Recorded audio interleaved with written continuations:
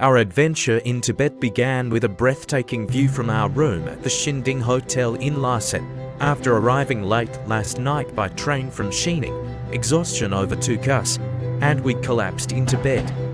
Today, September 30th, we awoke to the majestic Potala Palace framed in our window, its golden roofs and white walls glowing in the morning light, a perfect welcome. We plan to wander Lhasa's streets at a relaxed pace.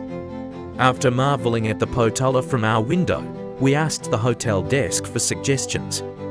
They pointed us to Barkhor Street, a vibrant hub in the city's heart, circling the sacred Jokhang Temple, a 7th century spiritual and cultural anchor. We found Namaste Lhasa, an Indian restaurant at number 27, Lingkuo South Road, near Jokhang Temple. The butter chicken and naan were phenomenal. A taste of India on the Tibetan plateau. I'd recommend it to anyone.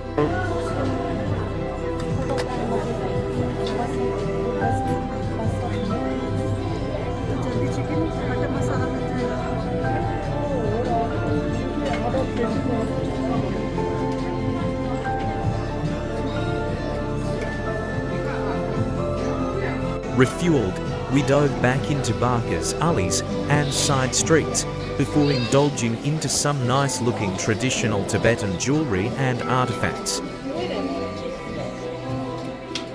The restaurant is located on first floor of a corner shopping mall. Oh yeah, naan was extraordinary.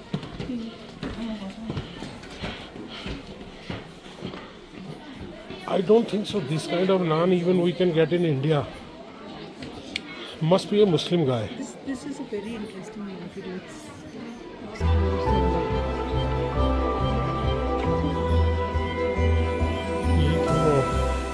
Manke.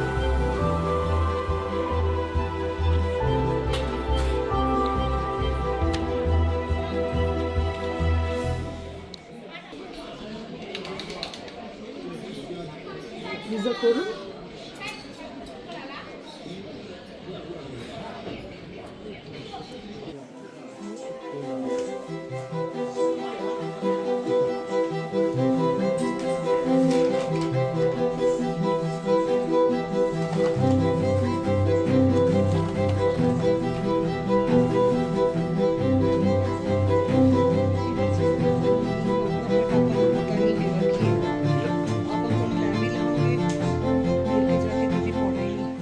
Barkhor Street is a must-visit in Lhasa, a bustling ring road around the sacred Jokhang Temple. As a tourist, you will feel the pulse of Tibetan life here. Pilgrims shuffle clockwise in a kora, spinning prayer wheels, while the air hums with chants. It is a cultural hotspot right in the city centre. The street's charm lies in its ancient, hand-polished stone path, lined with shops selling prayer flags, thangkas, turquoise jewellery, and yak butter tea. Bargaining is key. The vibe blends spirituality and commerce, with colourful stalls and the scent of incense drawing you in. For photos, the northern incense burner, wreathed in smoke, is iconic, while upper floor tea houses offer sweeping views of the Jokhang's golden roof. Side alleys reveal quieter, authentic Tibetan life, perfect for candid shots or a peaceful break from the crowds. Bring comfy shoes, cobblestones can be uneven, and cash for small vendors. Respect pilgrims by stepping aside during their kora. Barkhor is a sensory feast, blending history, faith, and modern flair into one unforgettable experience. Here we see a collection of Tibetan teapots, butter lamps. These are traditional items, often made of metals like brass and copper, and may feature detailed engravings.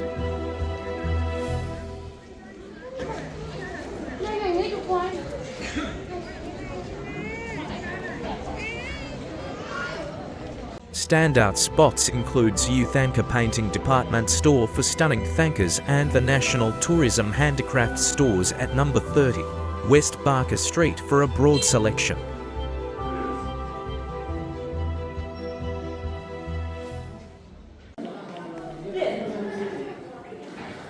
This is a small monastery. in the side alleys of Barkhor Street. I was told that there are about 2 to 3 small monasteries here. This is one of them.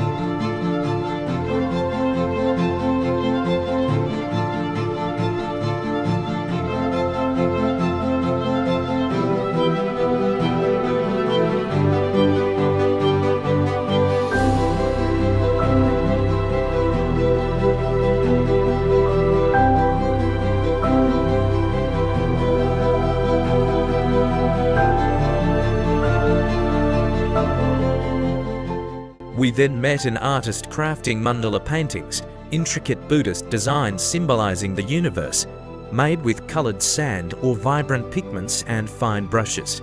Each mandala, layered with geometric shapes and deities, is a meditation, created and often destroyed to show impermanence. Watching him was mesmerizing, a glimpse into Tibetan spirituality. Solo artists painting on canvas with pigments might spend 1 to 3 months on a detailed 1-meter mandala.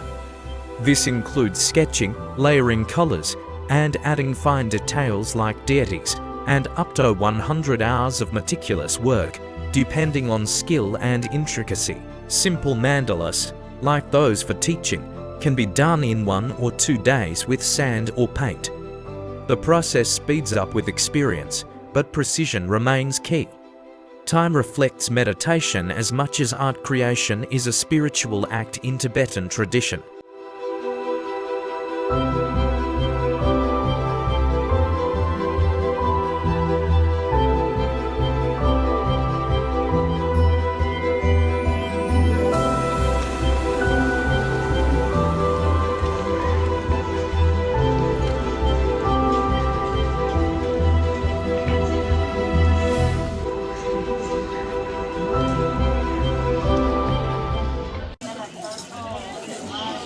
Stones in bulk. Just pick and choose.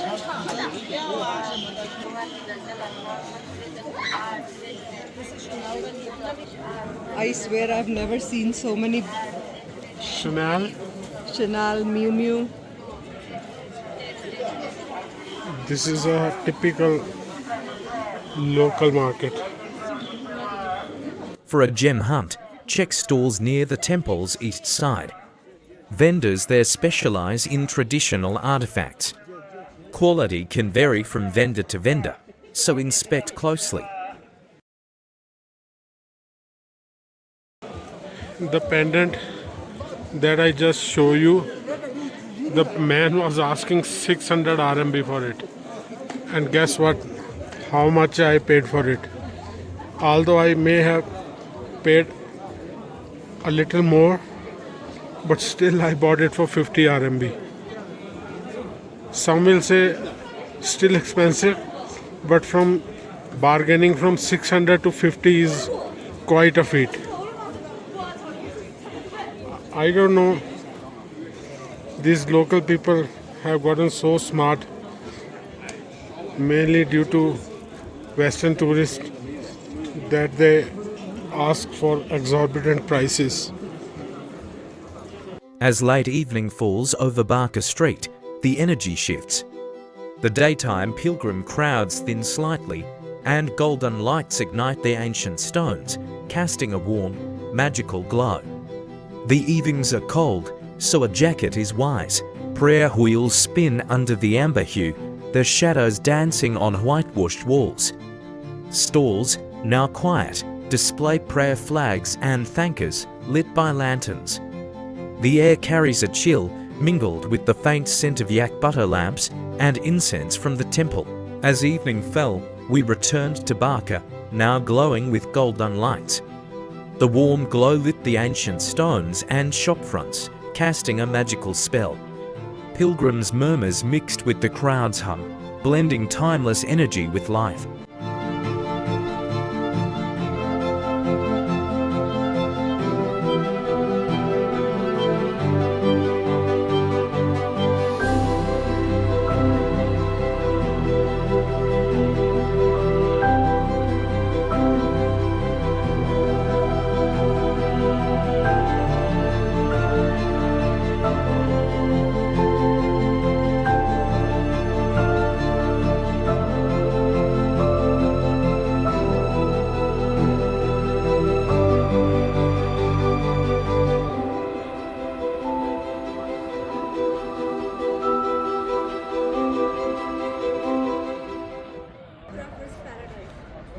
Photographer's paradise. I see a lot of these young boys and girls hiring professional photographers here, taking them into the old alleys of Lhasa and posing in various poses. They are actually very professional in photography, and I saw some of them. They look really nice. These are the Potala Palace grounds, the best place to view the Potala Palace, the heart of Lhasa, and the most sacred place of Buddhists.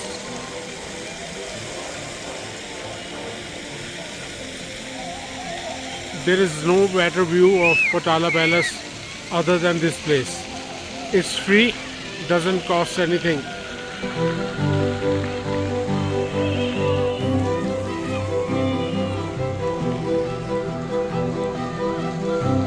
And that's a peaceful liberation of Tibet monument. That's $1 million view. Camera can never do justice what the eyes can see. It's massive.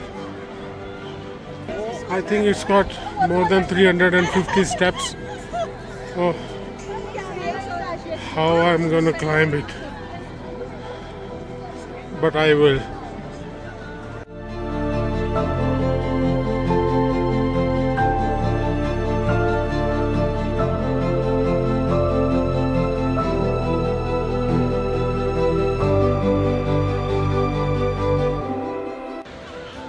After spending about half an hour to 45 minutes, it's time to say goodbye to this most beautiful place.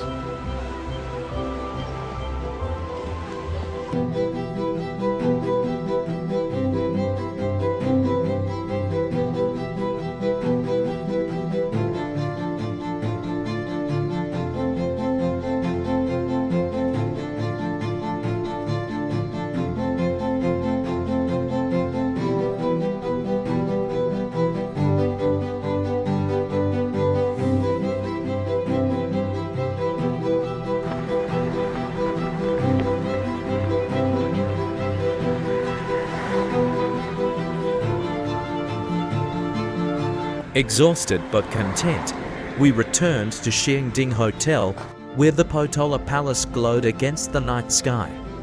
Its silhouette stood stark against the dark Himalayan horizon, an unforgettable end to our day. With that image in our minds, we retired for the night, dreaming of the adventures ahead on this Tibetan journey.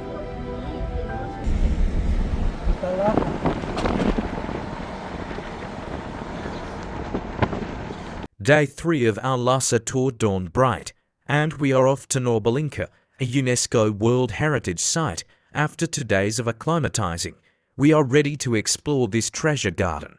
The summer palace of the Dalai Lamas, Just 3 kilometers west of the Potala Palace, it is a serene oasis sprawling over 36 hectares, blending history, culture, and nature.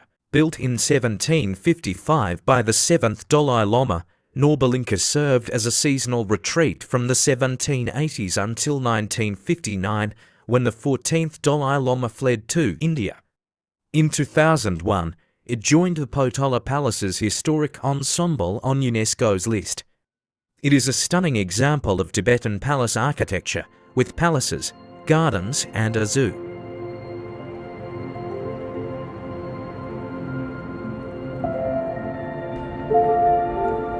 Let's go to the ticket office and buy the tickets.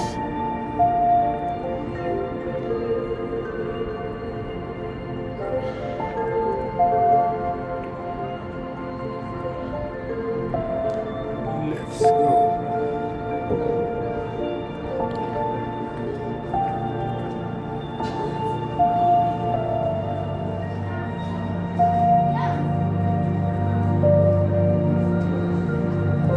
Security.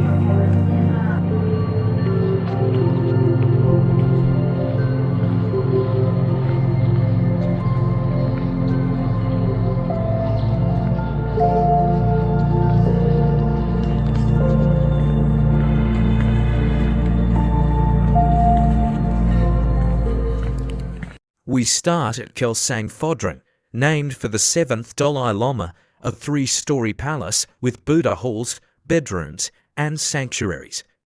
Its tidy layout and frescoed walls ooze Tibetan style. Historically, it was a summer office for the 7th Dalai Lama, approved by Emperor Yongzheng. Later Dalai Lamas studied here before enthronement, staying from March to September. It is a peek into their lives, spiritual yet administrative. These grounds, dotted with palaces like Tsokyil Phodrang, bloom with roses, marigolds, and rare herbs. Pathways wind past stone benches and pavilions, perfect for soaking in the Himalayan air. The Kyachu River adds a gentle hum nearby. Historically, the Dalai Lamas used this space for summer relaxation and public events. Today, it's a picnic spot, especially vibrant during the Shoutout festival in August, when tents and Tibetan opera fill the area with life and color.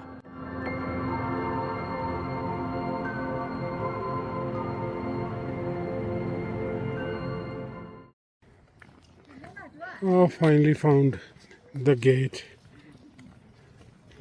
to enter the main complex. There are actually 2 complexes. This is one of them. This is the bigger and the main one. The main one is going to be the next gate. This is the extension of the main I gate. mean to say that this is the main walled complex. Yes. Inside the complex.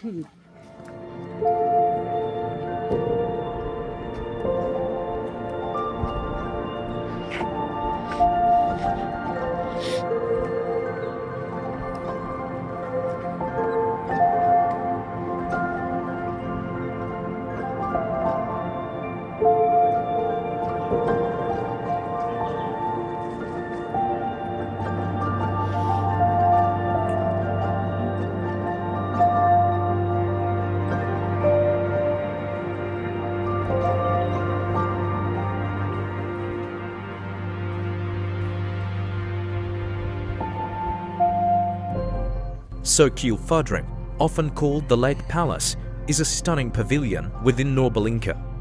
It sits gracefully in the middle of a serene lake, northwest of Tsokyil Phodrang. Known for its Han-style architecture blended with Tibetan elements, it is a highlight of Norbulinka's beauty, featuring stone railings and vibrant Buddhist murals. Including a striking Bodhisattva tower, it is a peaceful spot where Dalai Lamas once met with monks and locals. The pavilion, part of a 1-pond, 3-islands layout, features Lukong Dragon King Pavilion to the north and a small natural island to the south. Tsokyil Phodrang itself stands centrally. Inside, The pavilion dazzles with Tibetan Buddhist murals, including vivid depictions of Bodhisattva Tara on the inner walls. These frescoes, exquisitely painted, add spiritual depth. Historically, it was a favored spot for Dalai Lamas.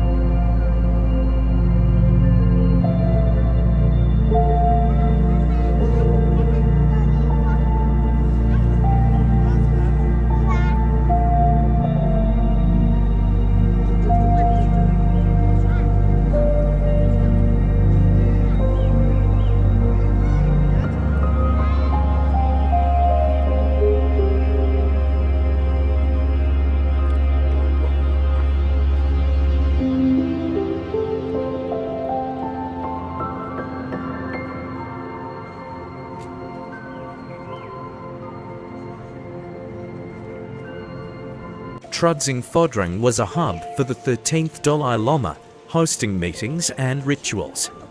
Near Gelsendegi, built in 1926, it ties into Norbulinka's western expansion.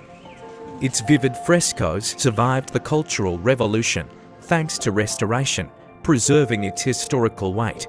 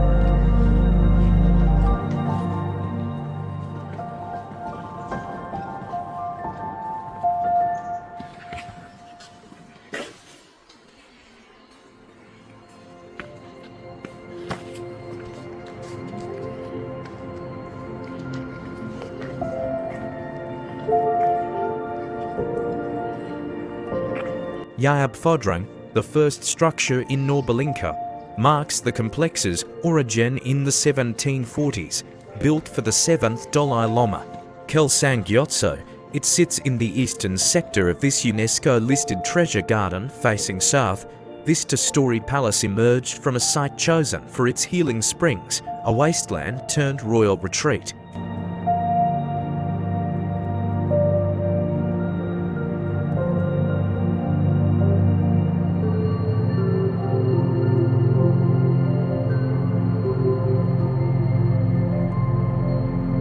Takten Migyur Phodrang, Norbulinka's new summer palace, was constructed between 1950 and 1956 for the 14th Dalai Lama in Lhasa's UNESCO-listed complex.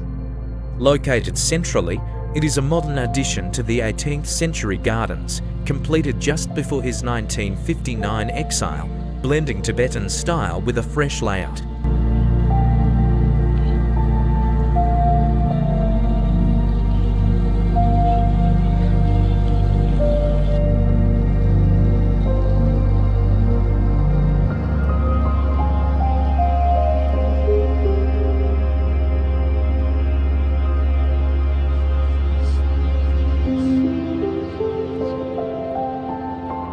The ground floor, with 8 pillars, houses a grand assembly hall and chapel. Its walls are adorned with vivid murals of Buddhist tales and Tibet's history. The upper floor holds the Dalai Lama's private quarters and meditation room.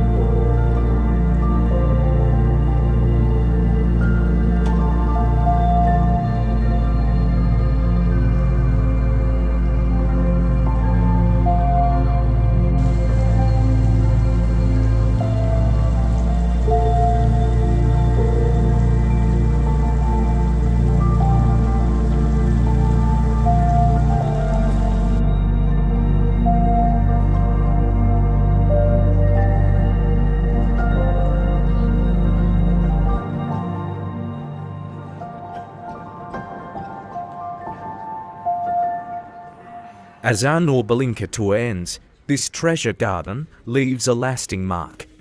From Tsokyil Phodrang's serene lake to Takten Migyur's vivid murals, it is a blend of nature and history, whispering tales of Dalai Lama's past. The golden roofs and blooming gardens, set against Lhasa's rugged backdrop, feels timeless. At 36 hectares, it is vast yet intimate, a sanctuary of peace indeed.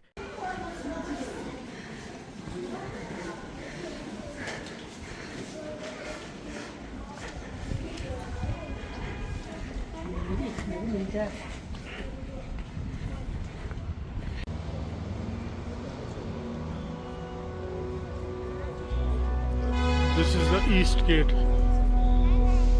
of Norbulingka.